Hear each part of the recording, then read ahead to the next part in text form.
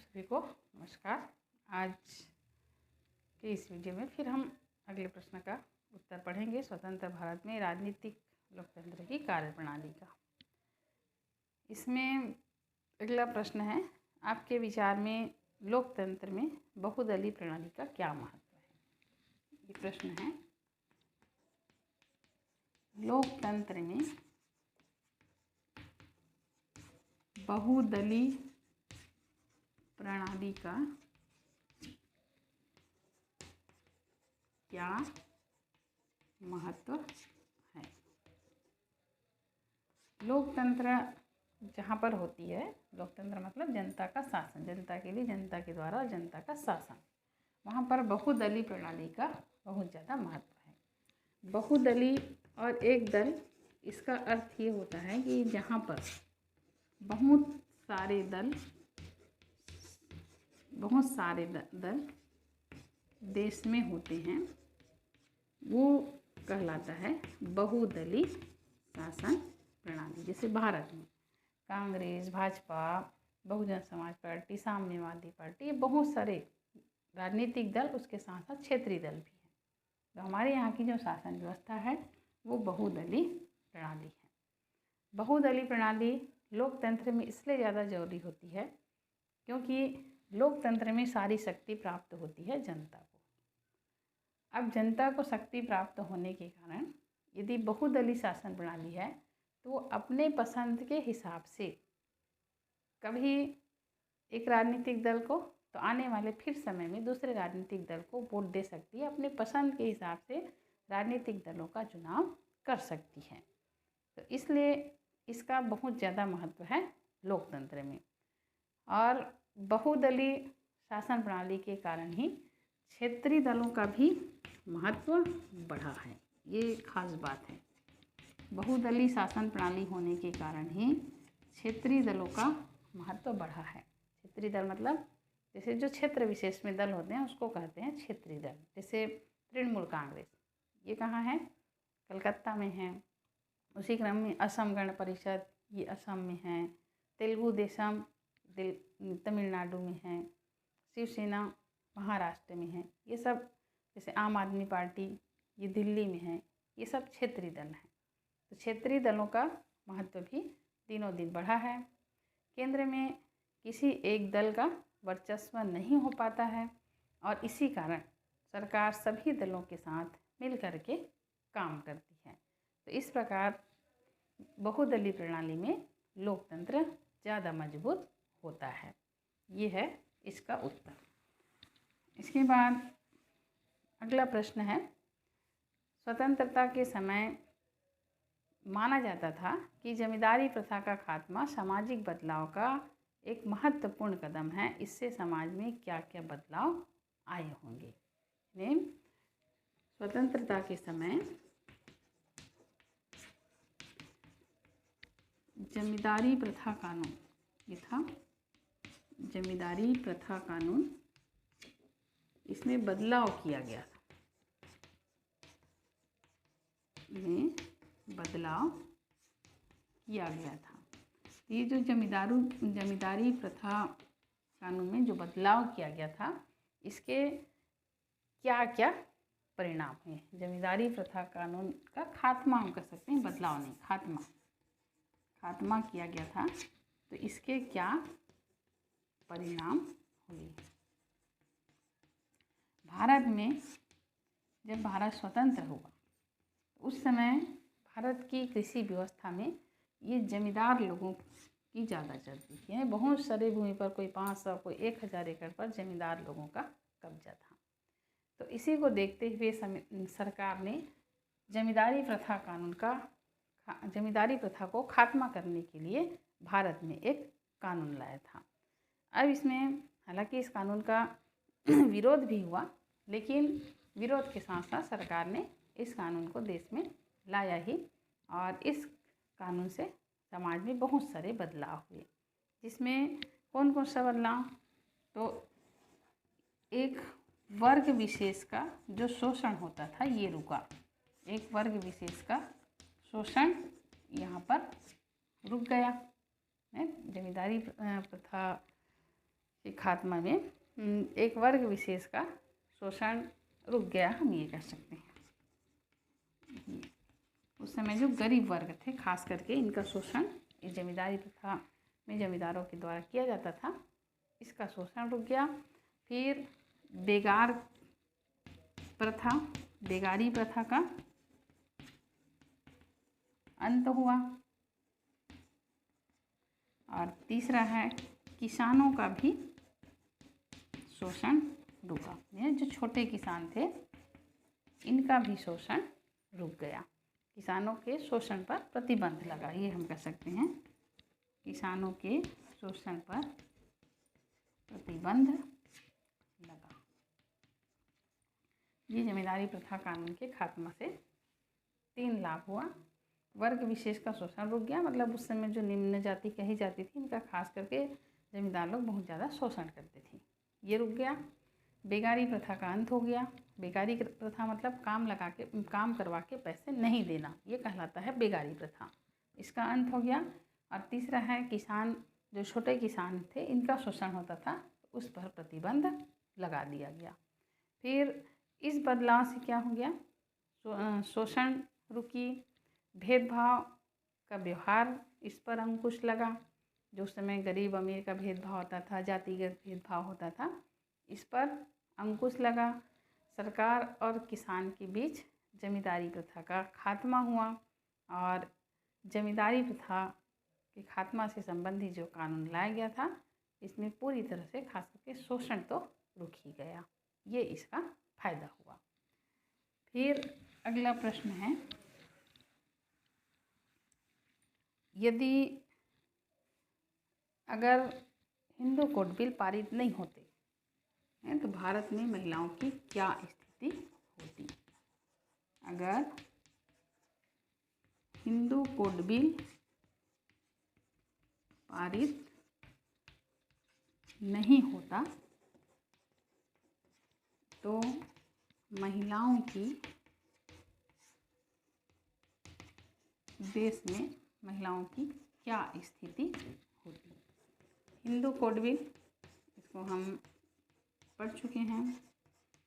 Hindu code bill ये doctor Bhimrao Ambedkar के अथक प्रयास से भारत के संविधान में लाया गया था और सदन में पेश हो गया था, लेकिन कुछ रूढ़िवादी हिंदू नेताओं के विरोध के चलते, हिंदुओं के चलते ये बिल पेश नहीं हुआ था और इसे क्षुब्ध होकर के भीमराव अंबेडकर ने अपने मंत्रिमंडल से इस्तीफा दे दिया था।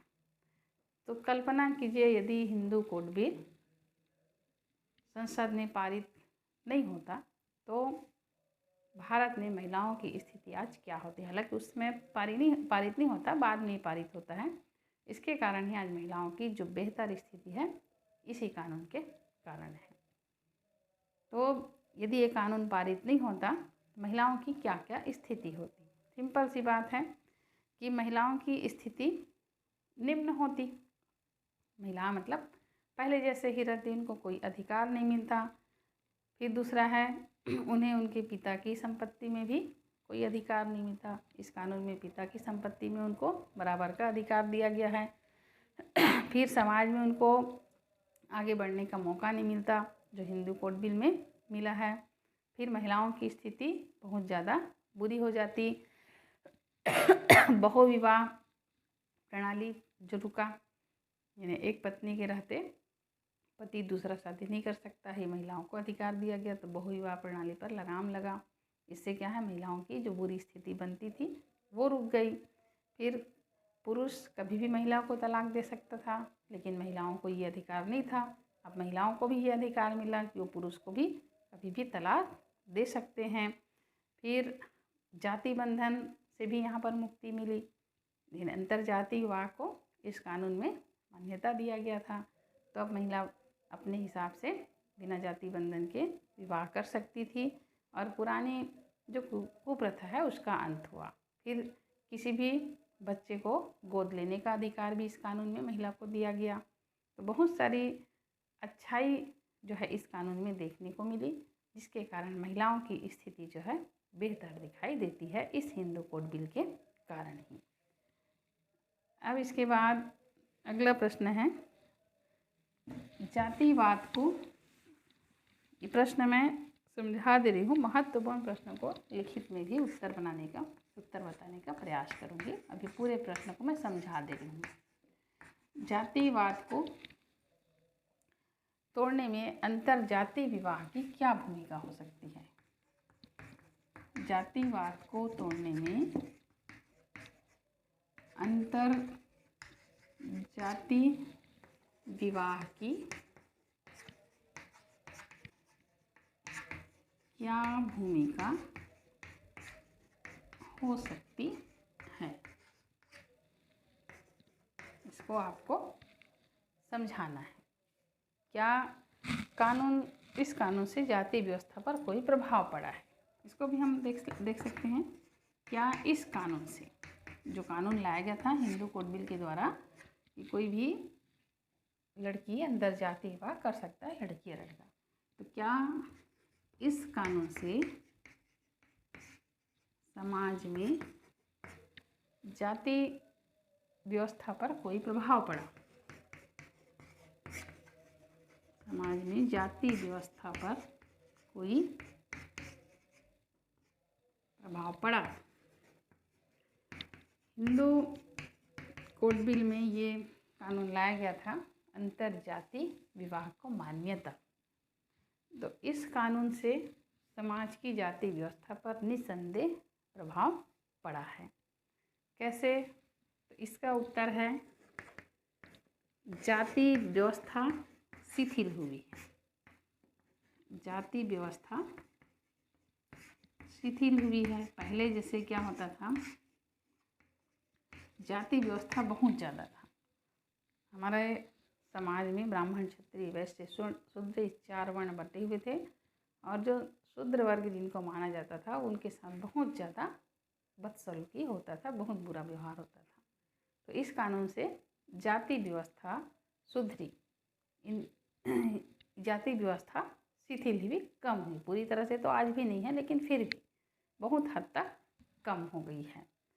फिर अंतरजाति विवाह को इस कानून से मान्यता मिली। तो अंतरजाति विवाह होने से जाति बंधन टूटते जा रहे हैं धीरे धीरे, और अभी की स्थिति में आप देख रहे हो कि अंतरजाति विवाह एक आम बात हो गई है। जाति कट्टरता भी कम हुई है।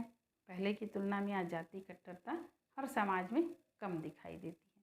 पहले क्या होता था, यदि दूसरे जाति के लोगों शादी करते तो पूरे समाज के लोग बहिष्कृत करते थे, समाज के साथ साथ पूरे गांव के लोग बहिष्कृत करते थे। लेकिन आज ऐसी स्थिति नहीं है।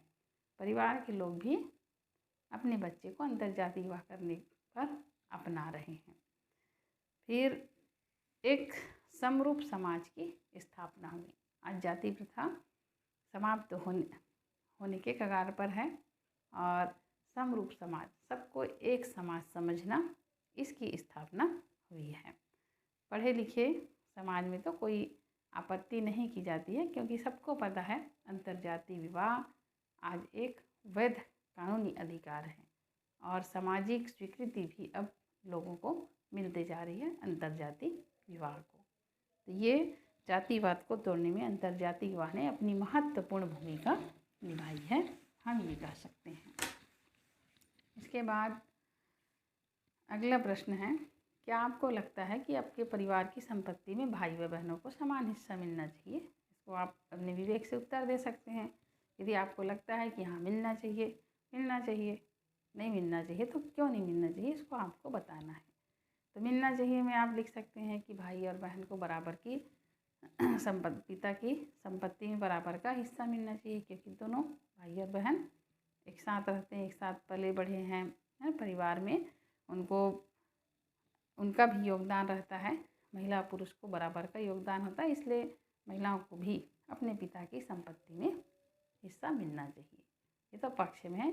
आप विपक्ष में ही बोल सकते हैं कि नहीं मिलना चाहिए भी, वो अपना विचार आप अपने हिसाब से दे सकते हैं। फिर एक और सिंपल सा प्रश्न है, इसको जानने के लिए आप पढ़ लीजिए कि कल्पना कीजिए अगर भाषाई राज्य नहीं बनाए गए होते तो भारत का राजनीतिक मानचित्र कैसा होता। भारत में भाषाई राज्य की स्थापना की गई थी। सबको ये डर भी रहे थे कि भाषा के आधार पर यदि भारत में राज्य बनाया जाएगा तो कहीं भारत का और विघटन ना हो जाए। जैसे तमिलनाडु ये पहला भाषाई आधारित राज्य बना था आंध्र प्रदेश में। जब यहाँ पर उग्र प्रदर्शन हुआ था, धरना प्रदर्शन हुआ था, वहाँ के नेता की मौत हो गई थी, तो बाद में इसी को ध्यान में रखते हुए राज्य पुनर्गठन आयोग की स्थापना की गई और भाषा के आधार पर भारत में राज्य बनाने की शुरुआत हुई। हालांकि सबको ये लग रहा था कि क्या ये सफल होगा कि नहीं होगा, लेकिन इसका परिणाम सकारात्मक ही रहा। भाषा के आधार पर भारत में कई राज्य बनने लगे और इससे प्रशासनिक क्षमता में दिनों दिन तरक्की हो रही है और भारत भी इससे तरक्की लगातार करते जा रहा है। फिर अगला सिंपल सा प्रश्न है कि 1950 के बाद भारत में सत्ता का विकेंद्रीकरण क्यों हुआ होगा। तो 1950 के बाद भारत में सत्ता का विकेंद्रीकरण इस कारण से हुआ कि पहले सत्ता क्या है, केवल कांग्रेस सरकार के हाथ में थी, केंद्र में भी राज्य में भी। 1950 के बाद भारत में सत्ता जो है बढ़ गई, कई राज्य में अलग पार्टी की सरकार बनी तो किसी राज्य में अलग पार्टी की सरकार बनी। इसमें केंद्रीकरण होने से क्या होता था, केंद्र सरकार अपनी सारी नीतियां जो है राज्य सरकारों पर लाद देती थी। लेकिन जब विकेंद्रीकरण हुआ तो बाद में विकेंद्रीकरण होता है और इसी विकेंद्रीकरण के द्वारा अब सारे अधिकार बटे हुए हम देखते हैं। जैसे पंचायत स्तर से लेकर ग्राम पंचायत, जनपद, जिला, इसको हम अच्छे से पढ़ चुके हैं। और केंद्रीकरण जब हुआ था तो कोई राज्य सरकार केंद्र सरकार का विरोध करने का साहस भी नहीं कर पाती थी। तो ये इस कारण ये स्वतंत्रता के बाद सत्ता का केंद्रीकरण ही हुआ, विकेंद्रीकरण नहीं हुआ। लेकिन आने वाले समय में बाद में से आज की स्थिति में हम देखते हैं कि सत्ता का विकेंद्रीकरण हमको दिखाई देता है। फिर क्या आप राजीव गांधी के इस कथन से सहमत हैं कि गरीबों के लिए बनी योजनाओं का फ़ायदा गरीबों तक नहीं पहुंचता है? बिल्कुल ये सही है। राजीव गांधी का कहना था ना कि 15 पैसे भी उन तक नहीं पहुंच पाता है। हमारे देश की व्यवस्था आप जान रहे हैं, भ्रष्टाचार सबसे ज़्यादा है। कोई भी योजना जब सरकार के द्वारा चलाई जाती है योजना तो सब अच्छी रहती है, लेकिन हमारे तक पहुंचते पहुंचते कितना पैसा पहुंचता है इसको सबको पता है। फिर अंतिम इसमें और छोटा प्रश्न जो है, इसके बाद दीर्घ उत्तरी प्रश्न शुरू होगा। क्या पंचायती राज के लागू होने से वास्तव में सत्ता का विकेंद्रीकरण हुआ है और क्या गरीबों तक अधिक योजना का लाभ पहुंच रहा है? तो इसका उत्तर हाँ में है। पंचायती राज व्यवस्था होने से सत्ता का विकेंद्रीकरण हुआ है और सरकार की सभी योजनाओं का लाभ गरीबों तक पहुंच रहा है। राजीव गांधी ने इस व्यवस्था को लागू किया था और आज की स्थिति में आप देख रहे हैं कि दिनों दिन ये व्यवस्था और तगड़ी होती जा रही है। आज नरेंद्र मोदी के द्वारा जो भी कार्य संचालित होते हैं पूरी की पूरी योजनाएं गरीबों तक पहुंच रही है। तो योगदान दिया था राजीव गांधी ने और बढ़ते बढ़ते आज की स्थिति में कोई भी सरकार है भारत में, सत्ता के विकेंद्रीकरण के कारण हर योजना का लाभ गरीबों तक पहुंच रहा है। ये तो हो गया छोटा प्रश्न और 2-4 इसमें दीर्घ उत्तरी प्रश्न है। इसको हम अगले वीडियो में पढ़ेंगे जो महत्वपूर्ण प्रश्न है। उसके बाद फिर इस पाठ का वीडियो ख़त्म हो जाएगा।